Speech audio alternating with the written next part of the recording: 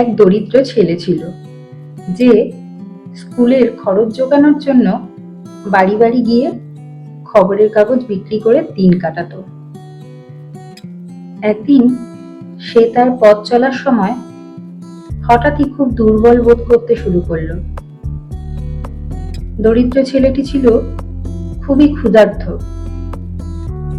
তাই সে প্রতিটি বাড়িতে খাবারের জন্য জিজ্ঞাসা করতে লাগলো। কিন্তু ছেলেটিকে কেউই খাবার দিতে স্বীকার করলো না। শেষমেশ সে একটি অল্প বয়সী মেয়ের দরজায় পৌঁছালো। মেয়েটিকে এক গ্লাস জল চাইলো, কিন্তু তার খারাপ অবস্থা দেখে মেয়েটি তাকে এক গ্লাস দুধ দিল। ছেলেটি তাকে দুধের জন্য কত দাম দিতে হবে জিজ্ঞাসা করেছিল, কিন্তু সে টাকা নিতে স্বীকার করলো না।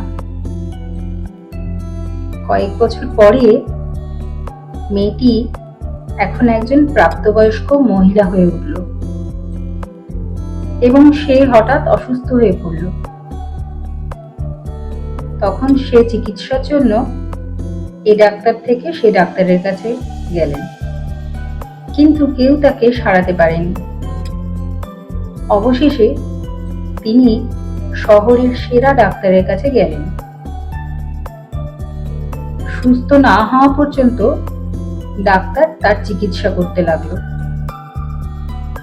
এবং সুস্থ করে তুলল। সুস্থ হয়ে সেই মহিলা খুব খুশি হলেন। তার খুশি থাকা সত্ত্বেও তিনি ভয় পেয়েছিলেন যে তার বিল পরিশোধ করতে পারবেন না। কিন্তু হাসপাতাল যখন তাকে বিলটি দিয়েছিল তাতে লেখা ছিল এক গ্লাস দুধের সাথে সম্পূর্ণ পরিশোধ করা হয়েছে। গল্পের নীতি কথা এই হলো যে